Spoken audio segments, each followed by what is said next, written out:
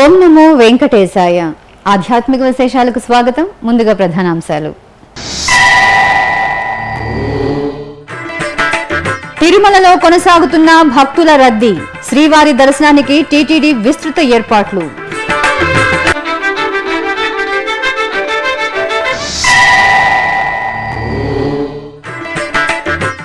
చిన్నశేష వాహనంపై గోవిందరాజస్వామి దర్శనం. తిరుపతిలో ఘనంగా స్వామివారి బ్రహ్మోత్సవం.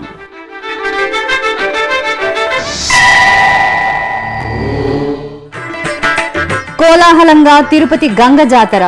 మాతంగి వేషంతో గంగమ్మకు భక్తుల నీరాజనం.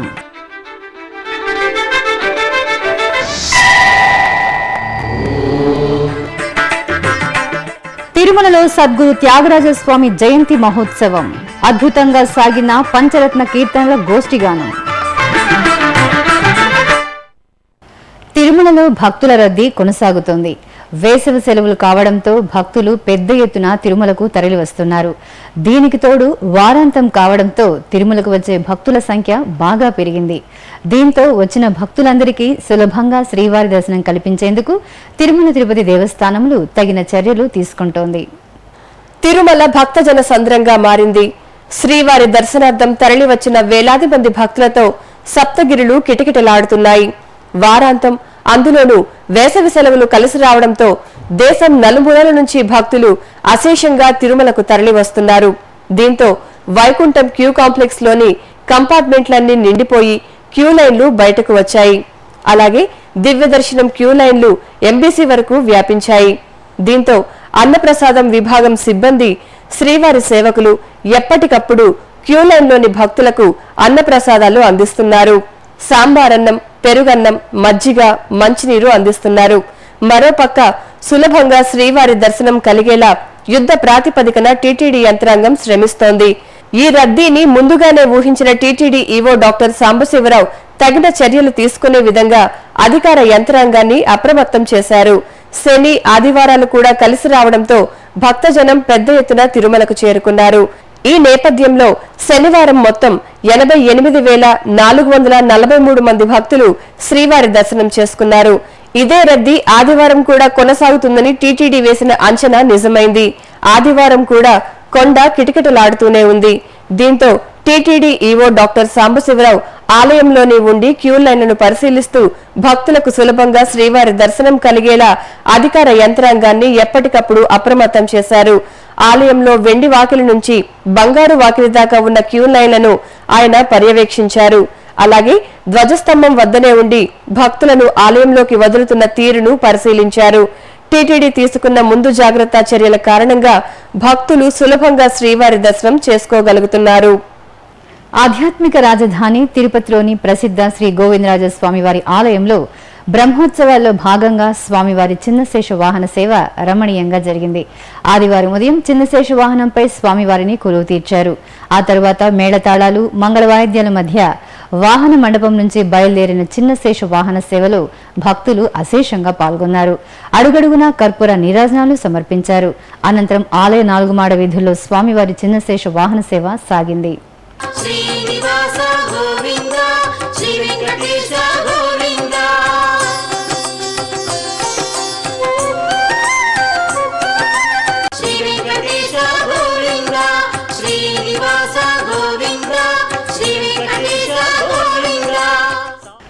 తిరుపతి ప్రజలు ఘనంగా జరుపుకునే గంగమ్మ జాతర భక్తుల వివిధ వేషాలతో కోలాహలంగా సాగుతోంది.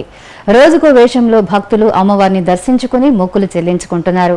ఇందులో భాగంగా ఆదివారం ఉదయం మాతంగి వేషంతో భక్తులు అమ్మవారిని దర్శించుకున్నారు. మహిళలు ఆలయ ప్రాంగణంలో పొంగళ్లు వండి నైవేద్యంగా సమర్పిస్తున్నారు. అలాగే ఆలయంలో మూలమూర్తికి ధూపదీప నైవేద్యాలను సమర్పించి భక్తులు మొక్కులు చెల్లించుకుంటున్నారు.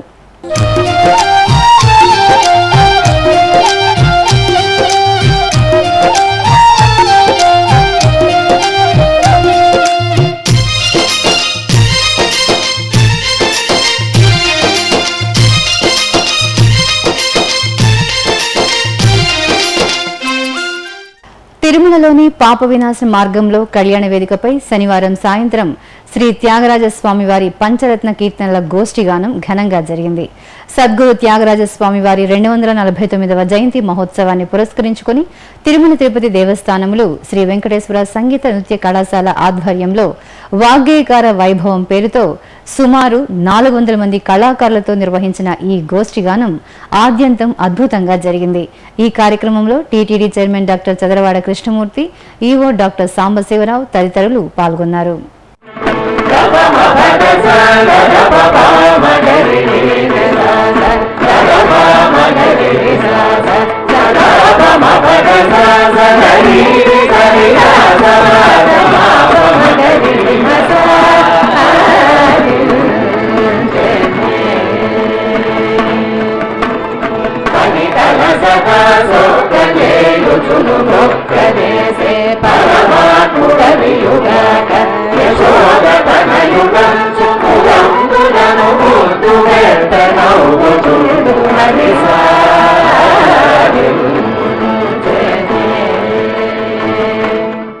శ్రీ త్యాగరాజ స్వామివారి 249వ జయంత్యుత్సవ సందర్భంగా ఎంతో మంది కళాకారులు ఇక్కడికి వచ్చేశారు.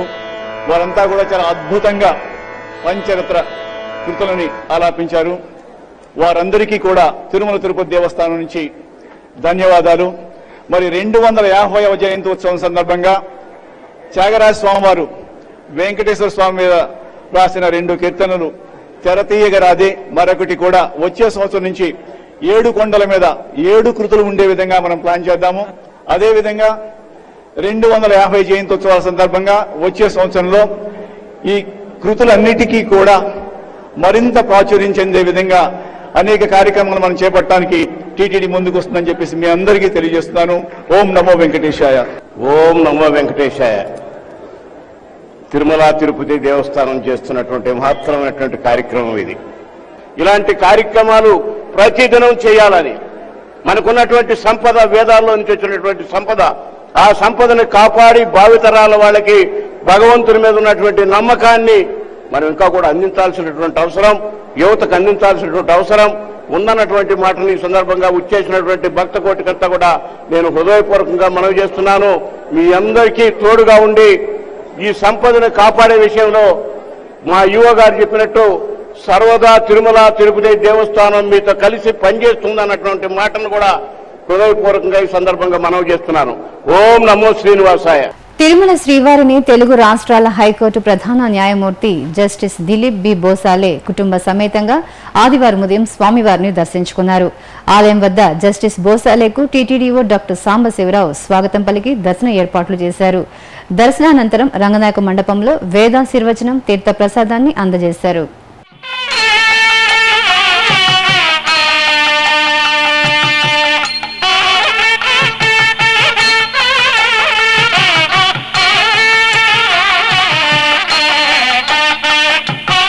Great visit to Lord Venkateshwar's temple once again.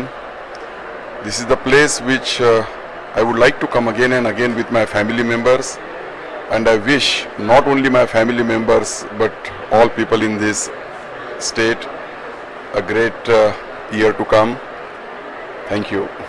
ఇప్పుడొక చిన్న విరామం. శ్రీ వెంకటేశ్వర వేద పరిరక్షణ ట్రస్ట్ హైందవ సనాతన ధర్మానికి మూలం వేదం. వేదం మన జీవన నాదం.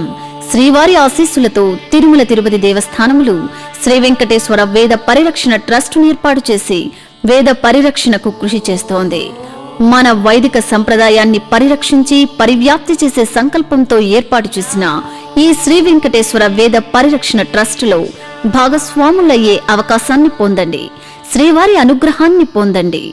మరిన్ని వివరాలకు 0877227777 లేదా ఆన్లైన్లో టీటీడీ వెబ్సైట్ ను చూడండి www.tirumala.org. ఓం నమో వెంకటేశాయ. ఆధ్యాత్మిక విశేషాలకు తిరిగి స్వాగతం. లోక కళ్యాణార్థం తూర్పుగోదావరి జిల్లా భీమనపల్లి శ్రీ భూసమేత శ్రీ వెంకటేశ్వర స్వామి వారి ఆలయంలో కోటి తులసి పూజ మహోత్సవాన్ని కన్నుల పండుగ నిర్వహిస్తున్నారు. ఏప్రిల్ 29వ తేదీ నుంచి జూన్ 16 వరకు మండల దీక్షతో సాగుతున్న ఈ మహోత్సవంలో భాగంగా శ్రీ వెంకటేశ్వర స్వామి వారికి పంచామృత అభిషేకం నిర్వహించి యాగశాలలో శాంతి హోమం జరిపారు.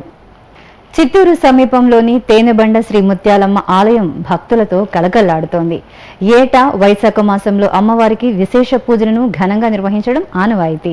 ఈ నేపథ్యంలో శ్రీ ముత్యాలమ్మ తల్లికి ప్రత్యేక అలంకరణ చేసి భక్తులకు దర్శన భాగ్యం కల్పించారు.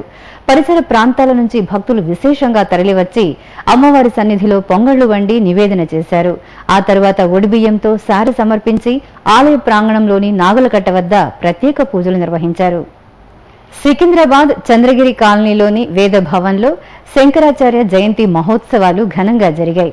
ఈ సందర్భంగా శ్రీ భవానీ రామలింగేశ్వర స్వామి వారికి మహాన్యాసపూర్వక రుద్రాభిషేకాన్ని నిర్వహించి సుదర్శన హోమాన్ని శాస్త్రోక్తంగా జరిపారు. అనంతరం వేద పండితులు వేద పారాయణం చేశారు.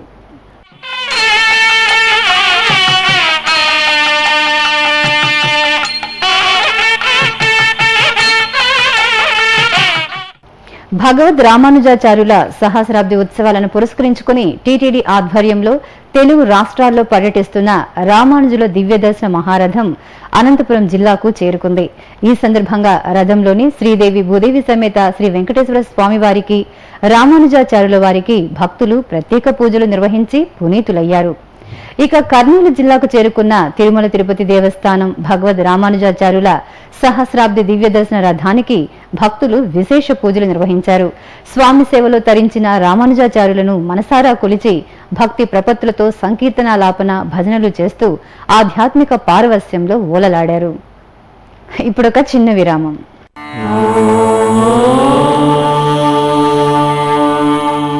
మానవ సేవే మాధవ సేవ అనే మహత్తర ఆశయంతో వికలాంగులైన వారికి ఎముకలు, కీళ్లు, వెన్నెముక సంబంధమైన గాయాలతో బాధపడే నిరుపేదలైన రోగులకు పూర్తి స్థాయిలో ఉచితంగా సేవ చేయడానికి అత్యాధునిక పరికరాలతో బర్డ్ సంస్థను స్థాపించి బర్డ్ ట్రస్ట్ ను నిర్విరామంగా నడుపుతోంది తిరుమల తిరుపతి దేవస్థానం.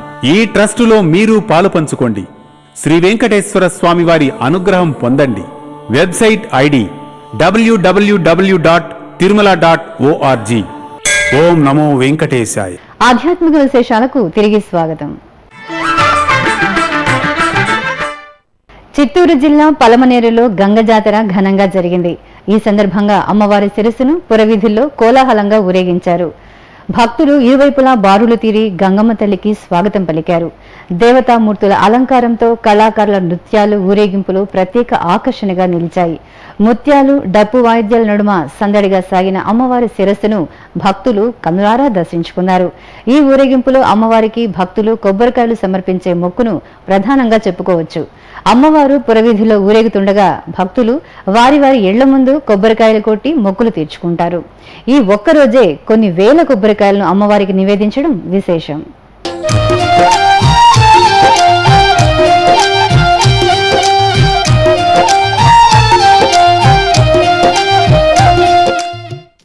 భాగ్యనగరం బడల్పేటలో స్వయంభువు శ్రీ వెంకటేశ్వర స్వామివారి ఆలయ బ్రహ్మోత్సవాలు నేత్రపర్వంగా జరుగుతున్నాయి. ఉత్సవాల్లో భాగంగా స్వామివారి కళ్యాణోత్సవం కన్నుల పండుగ నిర్వహించారు. కంకణ ధారణ, యజ్ఞోపవీత ధారణ, జీలకర్ర, బెల్లం తదితర వైదిక క్రతువులను నిర్వహించాక మాంగళ్య పూజ, మాంగళ్య ధారణ, తలంబ్రాల ఘట్టాలను నయన మనోహరంగా జరిపారు.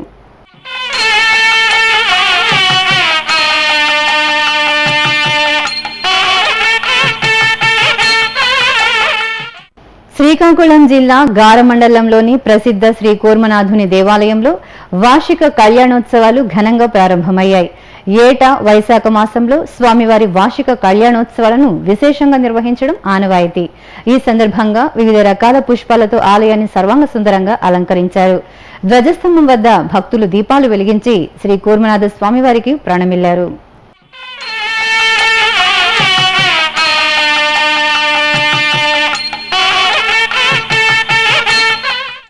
మెదక్ జిల్లా తూఫ్రాన్ శివార్లలో నెలవైన శ్రీ పంచముఖ హనుమాన్ దేవాలయంలో ప్రత్యేక పూజలు కన్నుల పండుగ నిర్వహించారు. ఈ సందర్భంగా లోక కళ్యాణాన్ని కోరుతూ ఆలయ ప్రాంగణంలో రుద్ర హోమాన్ని జరిపారు. ఉదయం పంచముఖ హనుమానికి చందన పూజ, ఆకు పూజ నిర్వహించారు. ఆ తరువాత ఆలయంలో భక్తులను అనుగ్రహిస్తున్న పరమశివునికి మహాన్యాసపూర్వక శతరుద్రాభిషేకం, స్నపనం, పంచామృతాభిషేకాలతో పాటు క్షీరాభిషేకాన్ని నిర్వహించారు. ఉపాలయాలైన గణపతి, పార్వతీ అమ్మవార్లకు ప్రత్యేక పూజలు, అలంకరణలు చేశారు. ఆపై నవగ్రహాలకు నువ్వుల నూనెతో తైలాభిషేకాన్ని జరిపారు.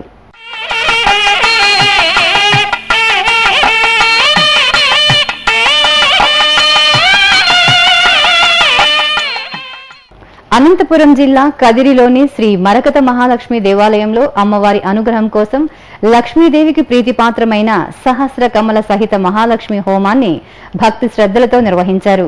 భక్తులు మహాలక్ష్మీదేవిని స్తుతిస్తూ అష్టోత్తర శతనామావళి జపిస్తూ హోమంలో పాల్గొన్నారు. ఆలయ ప్రధాన అర్చకుల ఆధ్వర్యంలో మరకత మహాలక్ష్మి అనుగ్రహం కోసం నిర్వహించిన ఈ హోమ కార్యక్రమంలో వివిధ ప్రాంతాల నుంచి భక్తులు తరలివచ్చి పాల్గొన్నారు.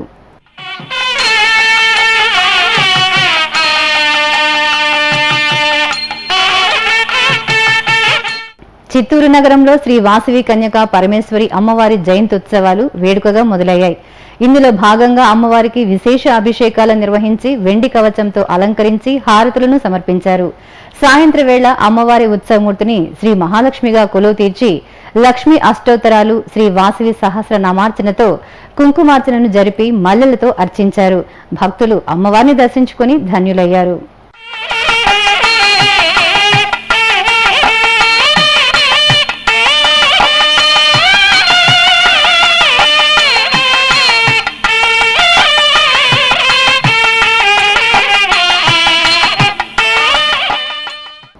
నెల్లూరులోని శ్రీ వెంకటేశ్వర స్వామి ఆలయంలో స్వామివారికి 1,00,000 మల్లెల అర్చనను శోభాయమానంగా నిర్వహించారు. ఆలయ ప్రాంగణంలో నూతనంగా నిర్మించిన కళ్యాణ మండపంలో శ్రీదేవి భూదేవి సమేత శ్రీ వెంకటేశ్వర స్వామి వార్లను ఆసీనులు చేసిన అర్చక స్వాములు విశేష పూజలు నిర్వహించి 1,00,000 మల్లెలతో అర్చించారు. స్వామివారిని 1,00,000 మల్లెల్లో దర్శించుకుని భక్తులు ధన్యులయ్యారు.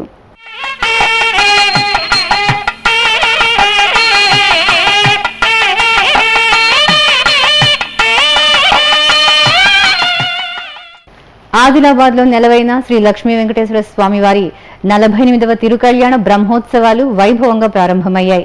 గణపతి పూజ, స్వస్తి పుణ్యాహవాచనం, దేవతా ఆహ్వానం, రక్షాబంధనం, కలశ స్థాపన జరిపారు. ఆ తర్వాత సర్వాంగ సుందరంగా అలంకార భూషితులైన స్వామి అమ్మవార్లను ఆలయంలోని ధ్వజస్తంభం వద్ద కొలువు తీర్చగా అర్చకులు ధ్వజస్తంభానికి పూజలు చేసి ధ్వజారోహణంతో ఉత్సవాలను ప్రారంభించారు.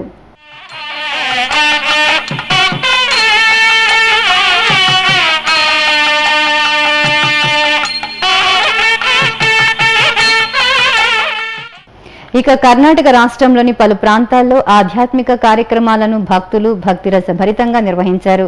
ఉత్సవ శోభితంగా సాగిన ఈ కార్యక్రమాల్లో ఆబాల గోపాలం ఉత్సాహంగా పాల్గొని దైవ దర్శనం చేసుకున్నారు.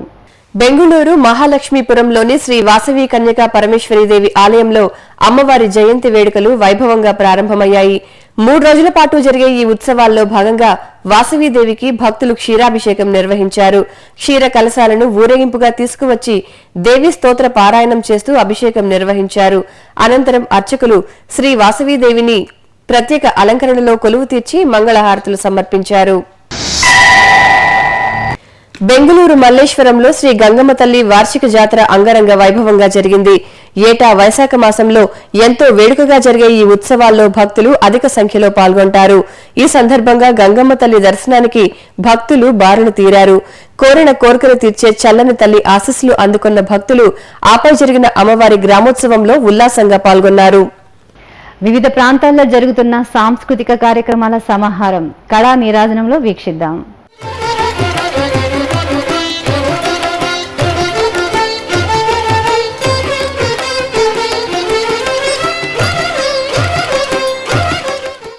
హైదరాబాద్ తెలుగు విశ్వవిద్యాలయం ప్రాంగణంలో వయోలిన్ కచేరీ జరిగింది. అన్నవరపు రామస్వామి ప్రదర్శించిన వయోలిన్ కచేరీ ఆద్యంతం జంటనగర వాసులను ఆకట్టుకుంది.